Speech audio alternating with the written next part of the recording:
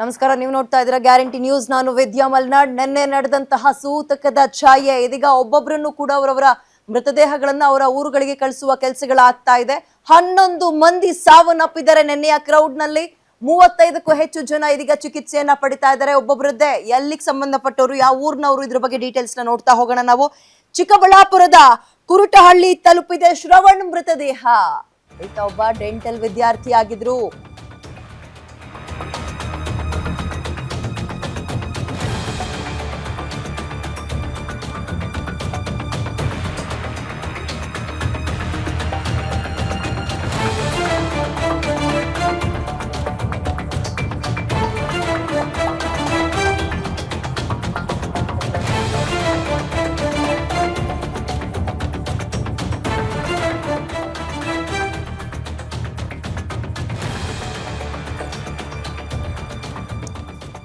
ಮುಗಿಲು ಮುಟ್ಟಿದೆ ತಾಯಿಯ ಆಕ್ರಂದನ. ಚಿಕ್ಕಬಳ್ಳಾಪುರದ ಕುರುಟಹಳ್ಳಿಯನ್ನ ಶ್ರವಣ್ ಮೃತದೇಹ ತಲುಪಿದೆ.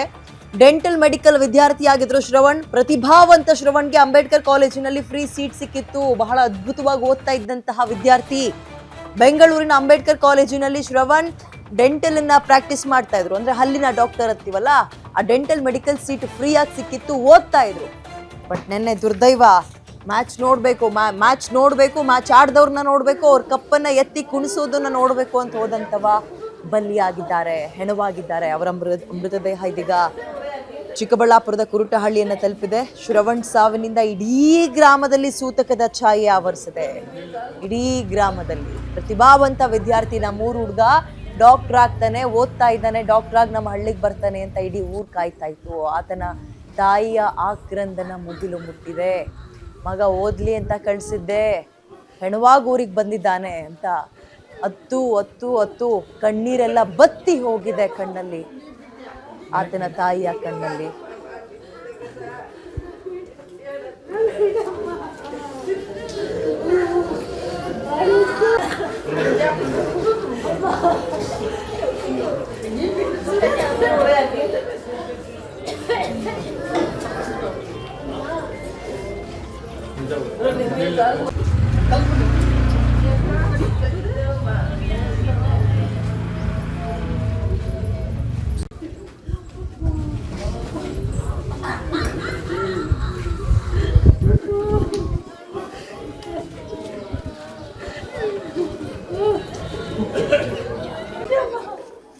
ಇನ್ನು ಶ್ರವಣ್ ಮನೆಯಿಂದಲೇ ನಮ್ಮ ಚಿಕ್ಕಬಳ್ಳಾಪುರದ ಪ್ರತಿನಿಧಿ ರಾಜಪ್ಪ ಒಂದು ಪ್ರತ್ಯಕ್ಷ ವರದಿ ಕೊಟ್ಟಿದ್ದಾರೆ, ನೋಡೋಣ.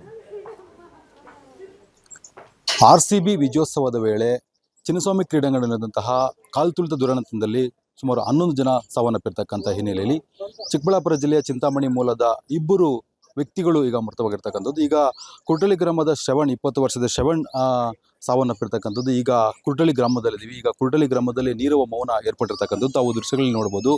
ಇವತ್ತು ಗ್ರಾಮದಲ್ಲಿ ಸೂತಕದ ಛಾಯೆ ಮನೆ ಮಾಡಿದೆ ಅಂತ ಹೇಳ್ಬೋದು. ಯಾಕಂದರೆ ಇವತ್ತು ವಿದ್ಯಾರ್ಥಿ ಈಗ ಏನು ಮೆಡಿಕಲ್ ಕಾಲೇಜಲ್ಲಿ, ಅಂಬೇಡ್ಕರ್ ಮೆಡಿಕಲ್ ಕಾಲೇಜಲ್ಲಿ ಫ್ರೀ ಸೀಟನ್ನು ಗಿಟ್ಟಿಸ್ಕೊಂಡು ಬಹಳ ಪ್ರತಿಭಾವಂತ ವಿದ್ಯಾರ್ಥಿ ಮೃತಪಟ್ಟಿರ್ತಕ್ಕಂಥದ್ದು ಕಾಲ್ತುಳಿತಕ್ಕೆ. ಈಗ ಕುಟುಂಬಸ್ಥರು ಸಹ ಮೃತನ ಶವದ ಮುಂದೆ ಗೋಳಾಡ್ತಾ ಇರ್ತಕ್ಕಂಥದ್ದು, ಕಣ್ಣೀರಾಗ್ತಾ ಇರ್ತಕ್ಕಂಥದ್ದು, ತಮ್ಮ ಹಳಲನ್ನು ತೋಡ್ಕೊಳ್ತಾ ಇದ್ದಾರೆ. ಯಾಕಂದರೆ ಈ ಬಾಳಿ ಬದುಕಬೇಕಿರ್ತಕ್ಕಂಥ ಮಗ, ಏನು ಕೋಟಿ ಕೊಟ್ಟರು ಬರೆದಿರ್ತಕ್ಕಂಥ ಜೀವ ಈಗ ಕೈ ಚೆಲ್ಲಿರ್ತಕ್ಕಂಥದ್ದು, ಏನು ಕೈಗೆ ಬಂದಿರ್ತಕ್ಕಂಥ ಮಗ ಬಾಯಿಗೆ ಬರತಕ್ಕಂಥ ಒಂದು ಪರಿಸ್ಥಿತಿ ನಿರ್ಮಾಣ ಆಗಿ ಇವತ್ತು ಆ ಕುಟುಂಬಸ್ಥರು ಶೋಕ ಸಾಗರದಲ್ಲಿ ಮುಳುಗಿದ್ದಾರೆ ಅಂತ ಹೇಳ್ಬೋದು. ಯಾಕಂದರೆ ಇವತ್ತು ಕುರುಟಳ್ಳಿ ಗ್ರಾಮ ಸಂಪೂರ್ಣವಾಗಿ ಇವತ್ತು ನೀರಮ ಮೌನಮ ಏರ್ಪಟ್ಟಿದೆ ಅಂತ ಹೇಳ್ಬೋದು. ನಿಜವಾಗ್ಲೂ ಕೂಡ ಏನು ಶೋಕ ಸಾಗರ ಅಂದರೆ ಹೇಳೋಕ್ಕಾಗ್ತಾ ಇಲ್ಲ, ಅಂತಹ ಒಂದು ಪರಿಸ್ಥಿತಿ ನಿರ್ಮಾಣ ಆಗಿರ್ತಕ್ಕಂಥದ್ದು.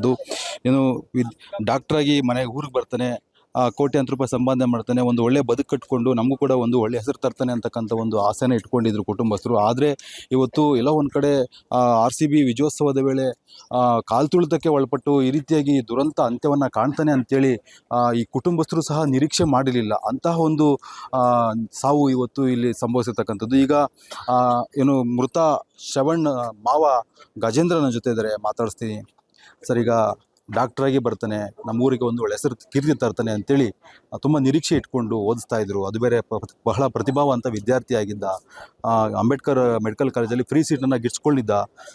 ಈಗ ಈ ಥರ ದುರಂತ ಅಂತ್ಯವನ್ನು ಕಾಣ್ತಾರೆ ಅಂತೇಳಿ ನಿರೀಕ್ಷೆ ಇತ್ತು ನಿಮಗೆ? ಇಲ್ಲ ಸರ್, ಖಂಡಿತ ನಿರೀಕ್ಷೆ ಇರಲಿಲ್ಲ. ಅದೇ ಅವರು ಮನೆ ಬಿಟ್ಟು ಎಲ್ಲೂ ಹೋಗ್ತಾನೆ ಇರಲಿಲ್ಲ.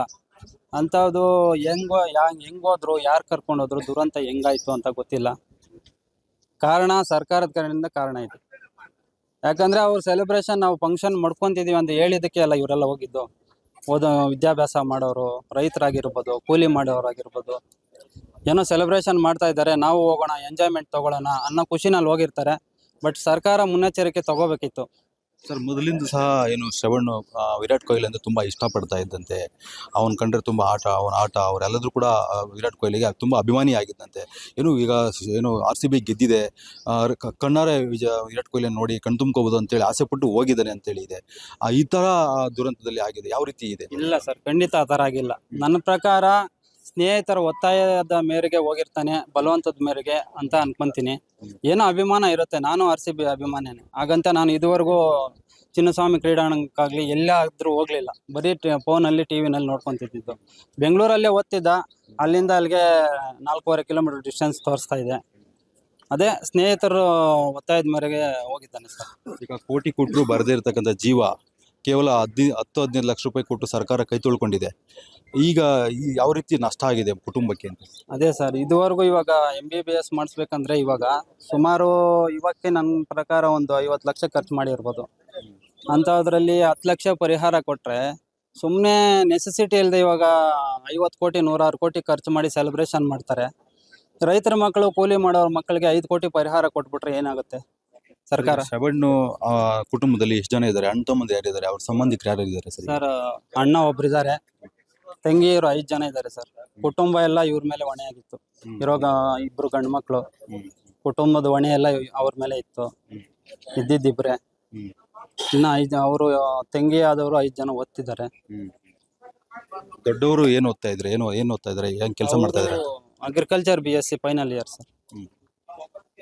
ಓಕೆ, ಇದಿಷ್ಟು ಇವ್ರು ಹೇಳ್ತಕ್ಕಂಥ ಮಾತಾಗಿರ್ತಕ್ಕಂಥ. ಒಟ್ಟಾರೆಯಾಗಿ ಇಡೀ 5 ಜನ ಹೆಣ್ಣುಮಕ್ಳು, ಒಬ್ಬ ದೊಡ್ಡ ಅಣ್ಣ ಇದ್ದಾನೆ, ಇಷ್ಟು ಜನ ಕುಟುಂಬದ ಹೊರೆಯನ್ನು ಹೊರಬೇಕಾಗಿರ್ತಕ್ಕಂಥ ಇವತ್ತು ಜೀವ ತಮ್ಮ ಜೀವನ ಚೆಲ್ಲಿದ್ದಾನೆ ಅಂತ ಹೇಳ್ಬೋದು. ಯಾಕಂದರೆ ಇವತ್ತು ಇಡೀ ಕುಟುಂಬ ಅವಿಭಕ್ತ ಕುಟುಂಬ ಅಂತೇಳಿ ಹೇಳ್ತಾರೆ. ಇಡೀ ಕುಟುಂಬ ಇವರ ಮೇಲೆ ಡಿಪೆಂಡ್ ಆಗಿತ್ತು. ಬಹಳ ಆಸೆಯನ್ನು ಇಟ್ಕೊಂಡು ವೈದ್ಯ ಮಾಡಬೇಕು, ಡಾಕ್ಟ್ರಾಗಿ ನಮ್ಮ ಕುಟುಂಬವನ್ನು ಪೋಷಣೆ ಮಾಡ್ತಾನೆ, ಹೆಣ್ಣುಮಕ್ಕಳನ್ನ ಓದಿಸಿ ಮದುವೆ ಮಾಡ್ತಕ್ಕಂಥ ಎಲ್ಲ ಜವಾಬ್ದಾರಿಯನ್ನು ತನ್ನ ಮೇಲೆ ಹೊತ್ಕೊಳ್ತಾನೆ ಅಂತಕ್ಕಂಥ ಆಸೆ ಇಟ್ಕೊಂಡಿದ್ರು. ಆದರೆ ಈಗ ಈ ರೀತಿ ದುರಂತ ಅಂತ್ಯವನ್ನು ಕಂಡಿರ್ತಕ್ಕಂಥದ್ದು ಎಲ್ಲವೂ ಕೂಡ ಇವ್ರ ಕುಟುಂಬ ಕೂಡ ಬರಸಿಡಿಲು ಬರೆದಂತಾಗಿರ್ತಕ್ಕಂಥದ್ದು. Rajappa, guarantee news, Chikkaballapur.